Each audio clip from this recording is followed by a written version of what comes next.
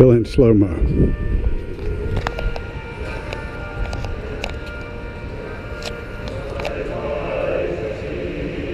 Well, we've talked about motivations. What motivates a person like Hillary to want to kill Slomo?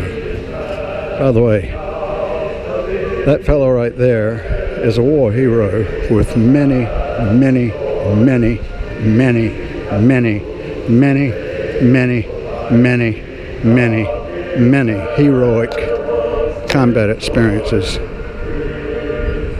He could take a bomber and kill him with one little finger, and a bomber would be able to have a hatchet.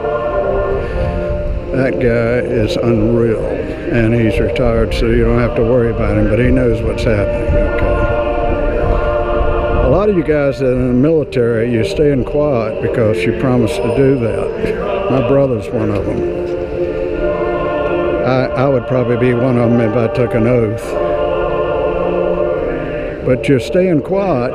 The rest of us should be alert that when you don't speak up, which you can't, it's an indication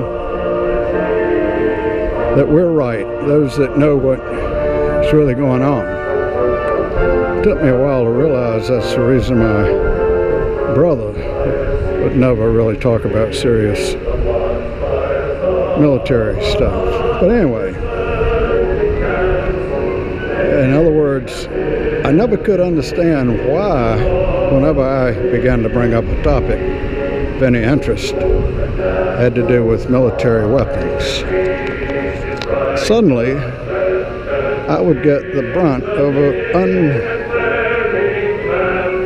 unwarranted, irrational attack. And I could never understand it.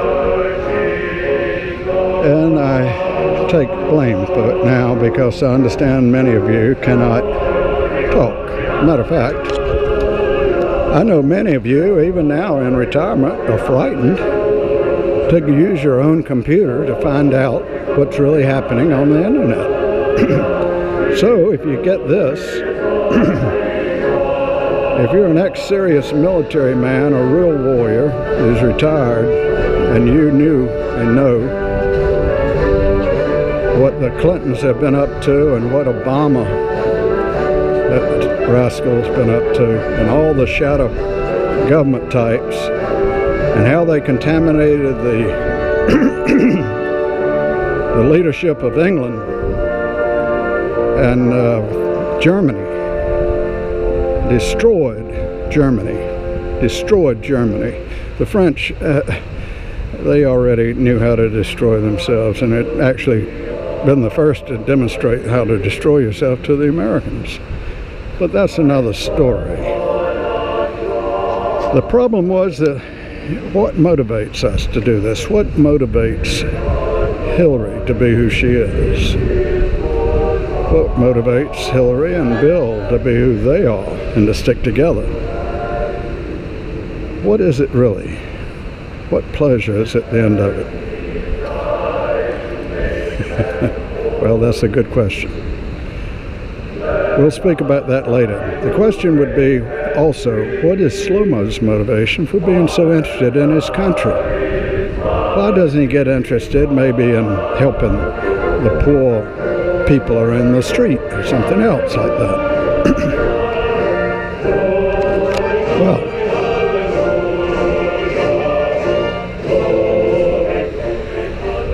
what they've done recently is a great disservice to what we call love. There's a great love that exists between oneself and one's fellow men and women that he doesn't know.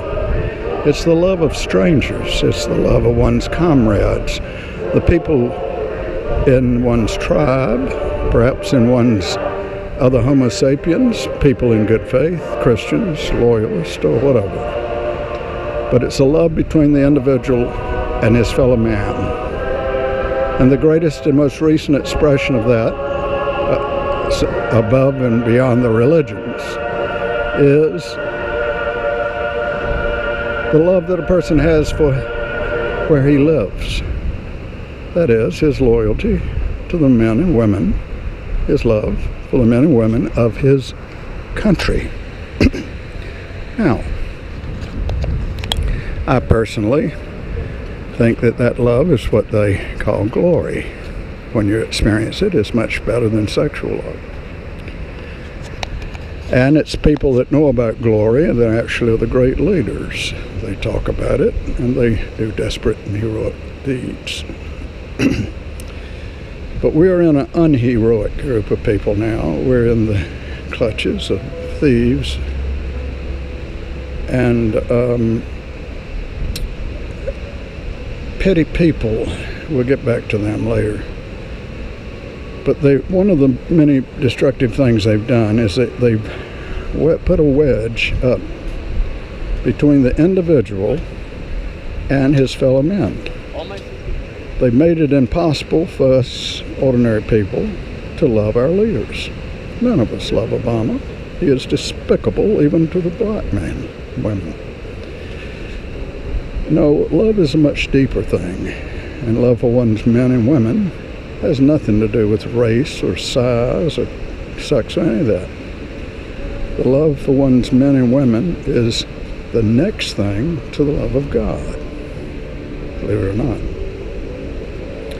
And what Obama and Clinton and Bush, the Bushes, have done is that they've torn that love apart, and it's in shambles. People like me, you're supposed to hate. I'm a white person. And a person like someone else, you're supposed to not talk about because it's a no-no to even mention. Another person, you can't use certain words because of this and that. See, all of this has replaced what we already had going, which was goodwill. You can tell an honest person just when you talk to them and look at them. Our country has been dragged down by another way of life. A way of life where the survival of the individuals requires or elicits primarily shameful and deceptive behavior, which is against the larger part of his fellow men and women. For instance, the Clintons, pathetic people. Think of this. They put Hillary in charge of the medical thing a while back. How many days of hospital volunteer work had she done as a candy striper, for instance? Had she ever assisted in a clinic or gone to Honduras to help with people that have some medical problem? How many days has Bill Clinton, how many days has he actually spent